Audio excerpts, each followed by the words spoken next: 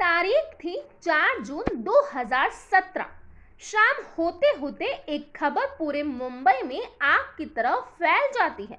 ये खबर थी मुंबई शहर के सबसे बड़े होटल में कुछ कॉल गर्ल के साथ लड़कों को पकड़े जाने की। पकड़े गए इन लोगों में एक आदमी ऐसा था जिसकी कहानी ने पुलिस को भी हैरान कर दिया। इसकी कहानी को जानने के लिए वीडियो को अंत तक जरूर देखें। इस कहानी की शुरुआत काफी दिलचस्प तरीके से हुई। इससे पहले आपने अगर मेरे इस चैनल को सब्सक्राइब नहीं किया तो सबसे पहले चैनल को सब्सक्राइब कर ले। तो चलिए दोस्तों, कहानी को शुरू करते हैं। कहानी है मुंबई शहर में रहने वाले सौरभ की, जो कि शादीशुदा गृहस्थी वाला आदमी था, लेकिन फिर भी उसे अपने घर में अपनी पत्नी के साथ वो सुख नहीं मिलता जिसकी उसे हमेशा से तलाश थी, और इसी की लालसा उसके चेहरे पर हमेशा झलका करती थी। सौरभ के ऑफिस में जयदेव भी काम करता था। दोनों की मुलाकात ऑफिस में काम करने के दौरान ही हुई थी, लेकिन दोनों की दोस्ती इतनी गहरी हो गई कि सौरभ अक्सर ऑफिस से जयदेव के घर चला जाया करता। जयदेव खुद शादीशुदा था, लेकिन उसने सौरभ को कभी भी उसके घर पर आने से नहीं रोका, और इसका नतीजा ये हुआ कि सौरभ का जयदेव की पत्नी से अफेयर शुरू हो गया, क्योंकि सौरभ अपनी पत्नी से खुश नहीं था। दोनों के अवैध संबंध को अभी केवल 1 महीना ही बीता कि सौरभ के साथ कुछ ऐसा हुआ जिसकी उम्मीद सौरभ ने कभी नहीं की थी। दरअसल एक दिन सौरभ दफ्तर के काम में बिजी था कि अचानक मोबाइल फोन की घंटी बजी। मोबाइल की स्क्रीन पर कावेरी का नाम देखकर उसका दिल खुशी से उछल पड़ा। कावेरी सौरभ की प्रेमिका थी, जो कि जयदेव की पत्नी है। उसने मोबाइल फोन पर हेलो कहा तो उधर से कावेरी की आवाज आई, तुम्हारा प्यार पाने के लिए मेरा मन आज बहुत ही बेकरार है, जल्दी से घर आ जाओ। दरअसल उस दिन जयदेव भी ऑफिस नहीं आया था। इस पर सौरभ ने कावेरी से पूछा, आज जयदेव दफ्तर नहीं आया, मुझे लगा वह तुम्हारे साथ घर में मौज मस्ती कर रहा है। ऐसी बात नहीं है, वह कुछ जरूरी काम से अपने एक रिश्तेदार के घर आसनसोल गया है। रात के 10 बजे से पहले लौट कर नहीं आएगा, इसीलिए मैं तुम्हें घर पर बुला रही हूँ। तन मन की प्यास बुझाने के लिए हमारे पास अच्छा मौका है, जल्दी से घर आ जाओ। मैं शाम के 4:30 बजे तक जरूर आ जाऊंगा। जिस तरह तुम मेरा प्यार पाने के लिए हर समय बेकरार रहती हो, उसी तरह मैं भी तुम्हारा प्यार पाने के लिए बेकरार रहता हूँ। तुम्हारे साथ मुझे जो खुशी मिलती है, वैसी खुशी अपनी पत्नी से भी नहीं मिलती है। हम बिस्तरे के समय वह एक लाश की तरह चुपचाप पड़ी रहती है। थोड़ी देर तक कुछ और बातें करने के बाद सौरभ ने मोबाइल फोन काट दिया और अपने काम में लग गया था। 4 बजे तक उसने अपना काम निपटा लिया और दफ्तर से निकल गया। सौरभ कावेरी के घर पहुंचा। उस समय शाम के 4:30 बज गए थे। कावेरी उसका इंतजार कर रही थी। जैसे ही सौरभ ने दरवाजे की घंटी बजाई, कावेरी ने झट से दरवाजा खोल दिया, मानो वह पहले से ही दरवाजे पर खड़े हो। वे दोनों वासना की आंख से इस तरह झुलस रहे थे कि फ्लैट का मेन दरवाजा बंद करना ही भूल गए और झट से बेडरूम में चले गए। कावेरी को बिस्तर पर लेटाकर सौरभ ने उसके होठों को चूमा तो वह भी बेकरार हो गई और सौरभ के बदन से मनमानी करने लगी। जल्दी ही उन दोनों ने अपने सारे कपड़े उतारे और धीरे धीरे हवस की मंजिल की तरफ बढ़ते चले गए। अभी वह दोनों मंजिल पर पहुंच भी नहीं पाए थे कि किसी की आवाज सुनाई पड़ी। ये सब क्या हो रहा है? वह दोनों घबरा गए, फट से एक दूसरे से अलग हो गए। सौरभ ने दरवाजे की तरफ देखा तो वह बौखला गया। दरवाजे पर कावेरी का पति जयदेव खड़ा था। उसकी आंखों से अंगारे बरस रहे थे। उन दोनों को इस बात का एहसास हुआ कि उन्होंने मेन दरवाजा बंद नहीं किया था। कावेरी ने फट से पलंग के किनारे रखे अपने कपड़े उठा लिए। सौरभ ने भी अपने कपड़े उठाए, मगर जयदेव ने उन्हें पहनने नहीं दिया। जयदेव उनको गंदी गंदी गालियां देते हुए बोला, मैं चुप रहने वालों में से नहीं हूँ। अभी मैं आस पड़ोस के लोगों को बुलाता हूँ। कावेरी ने जयदेव के पैर पकड़ लिए और उसे गिड़गिड़ाकर माफी मांगने लगी। उसने भविष्य में कभी भी ऐसी गलती दोबारा ना करने का वादा भी किया, लेकिन जयदेव ने पत्नी की एक ना सुनी। कावेरी अब आगे कुछ कहते उससे पहले ही जयदेव ने सौरभ से कहा, तुम तो अपने आप को मेरा अच्छा दोस्त बताते थे, यही है तुम्हारी दोस्ती। दोस्त की पत्नी के साथ रंगरंगलियां मनाते और दोस्ती का दम बढ़ते हो। तुम्हें भी कभी माफ नहीं करूंगा। फोन करके मैं तुम्हारी पत्नी को बुलाता हूँ, उसे भी तो पता चले कि उसका पति कितना घटिया है, दूसरे की पत्नी के साथ हम बिस्तरी करता है। प्लीज मुझे माफ कर दो। मेरी पत्नी को कावेरी के बारे में पता चल जाएगा तो वो मुझे छोड़कर चली जाएगी। मैं कसम खाता हूँ कि अब मैं कभी भी कावेरी से संबंध नहीं बनाऊंगा, सौरभ ने गिड़गिड़ाते हुए कहा। सौरभ के गिड़गिड़ाने का जयदेव पर कोई असर नहीं हुआ। उसने सौरभ से कहा, मैं तुम दोनों को कभी माफ नहीं कर सकता। तुम दोनों की करतूत जग जाहिर करने के बाद ही आज कावेरी को घर से निकाल दूंगा। उसके बाद तुम्हारी जो मर्जी हो वो करना। कावेरी से संबंध रखना या ना रखना उससे मुझे कोई भी लेना देना नहीं है। आखिर में सौरभ ने जयदेव से पैर पकड़कर उससे माफी मांगते हुए कहा कि अगर उसे माफ नहीं करेगा तो उसके पास खुदकुशी करने के अलावा और कोई रास्ता नहीं रहेगा, क्योंकि वह अपनी पत्नी की नजरों में गिरकर नहीं जी पाएगा। आखिरकार जयदेव पिघल गया। उसने सौरभ से कहा, मैं तुम्हें माफ तो नहीं कर सकता, मगर जबान बंद रखने के लिए तुम्हें 3 लाख रुपए देने होंगे। 3 लाख रुपए, ये सुनकर सौरभ की गिग्गी बंद हो गई।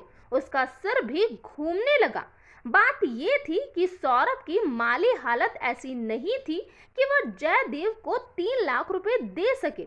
उसे जितनी तनख्वाह मिलती थी उससे परिवार का गुजारा तो चल जाता था, मगर बचत नहीं हो पाती थी। सौरभ ने अपनी माली हालत के बारे में जयदेव को बताया, मगर वह नहीं माना।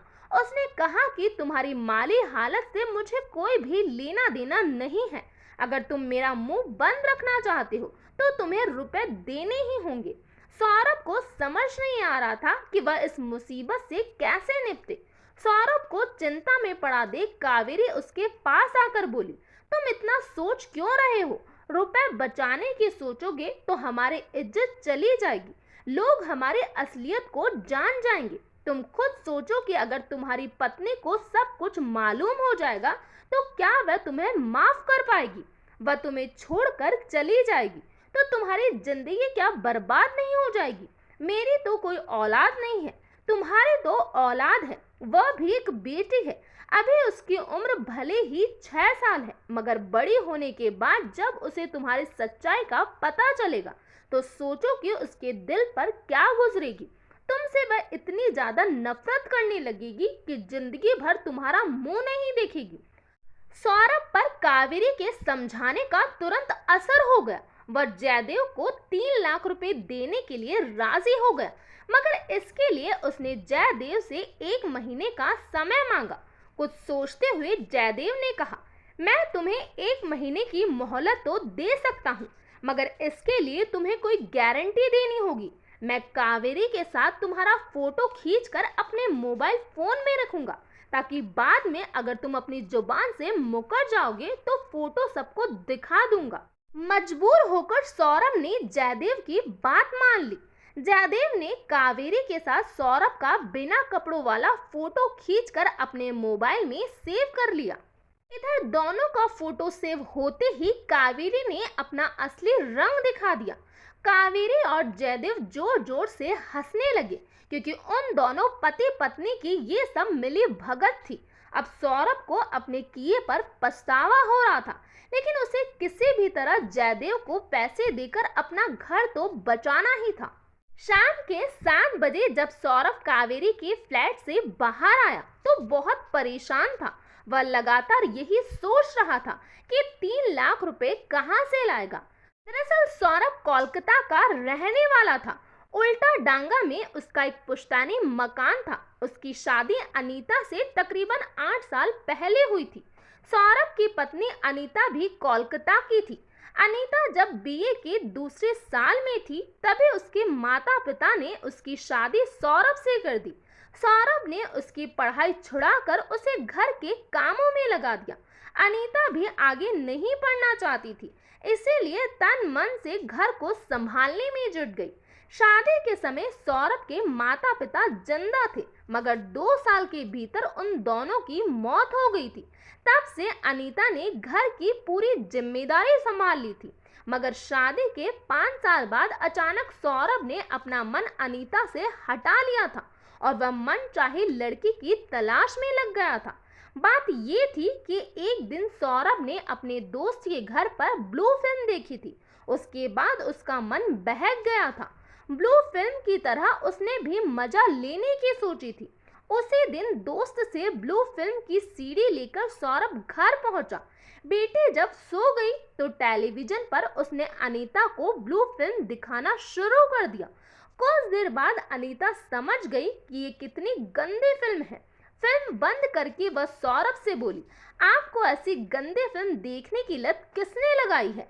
मैंने ये फिल्म आज पहली बार देखी है, मुझे अच्छी लगी, इसीलिए तुम्हें दिखाई है कि फिल्म में लड़की ने अपने मर्द साथी के साथ जिस तरह की हरकतें की है, उसी तरह की हरकतें तुम मेरे साथ करो। मुझसे ऐसा नहीं होगा, मैं ऐसा करने से पहले ही शर्म से मर जाऊंगी। तुम एक बार करके तो देखो, शर्म अपने आप भाग जाएगी। मुझे शर्म को भगाना नहीं, अपने साथ रखना है। आप जानते नहीं कि शर्म के बिना औरतें कितनी अधूरी रहती है। मेरा मानना है कि हर औरत को शर्म के दायरे में रहकर ही हम बिस्तरी करनी चाहिए। आप अपने दिमाग से गंदी बातें निकाल दीजिए। हम बिस्तरी में अब तक जैसा चलता रहा है वैसा ही चलने दीजिए। सच्चा मजा उसी में है। अगर मुझ पर दबाव बनाओगे तो मैं मायके चली जाऊंगी। उस समय तो सौरभ की बोलती बंद हो गई, मगर उसने अपनी चाहत को दफनाया नहीं। उसने मन ही मन ठान लिया कि पत्नी ना सही, कोई और सही, मगर वह मन की इच्छा को पूरी जरूर करेगा। उसके बाद सौरभ मन चाहे लड़की की तलाश में लग गया और इसी के बाद उसकी मुलाकात कावेरी से हुई और उसने भी उसे धोखा दे दिया। लेकिन इतना सब होने के बाद भी उसने अपनी इच्छा को दबने नहीं दिया और उसने इस बारे में अपने दफ्तर के एक और दोस्त रमेश से बात की। रमेश ने सौरभ को सुझाव दिया कि तुम्हारी इच्छा शायद ही कोई घरेलू औरत पूरा कर सके, इसीलिए तुम्हें किसी कॉल गर्ल से संबंध बनानी चाहिए। सौरभ को रमेश की बात जच गई। कुछ दिन बाद उसे एक कॉल गर्ल भी मिल गई थी। एक दिन सौरभ रात के 9 बजे कॉल गर्ल के साथ होटल में गया। वह कॉल गर्ल के साथ मनचाहा करता उससे पहले ही होटल पर पुलिस का छापा पड़ गया। सौरभ गिरफ्तारी से बच ना सका। गिरफ्तार होने के बाद उसकी पत्नी को वैसे भी सौरभ की हरकतों के बारे में सब कुछ पता चल ही चुका था और अब उसकी पत्नी अनीता उसे छोड़कर वैसे भी मायके चली जाएगी। ये सब सोचकर उसने पुलिस के सामने जयदेव और उसकी पत्नी कावेरी के बारे में रिपोर्ट दर्ज करवाने की सोची और पुलिस को अपने साथ बीती घटना बताई। इसके बाद पुलिस ने जयदेव को थाने लाकर उसकी फोटो और वीडियो को डिलीट कर दिया। तो ये था पूरा मामला। इस घटना के बारे में आपका क्या कहना है प्लीज कमेंट बॉक्स में बताइए। तो आज के लिए इतना ही। Thank you.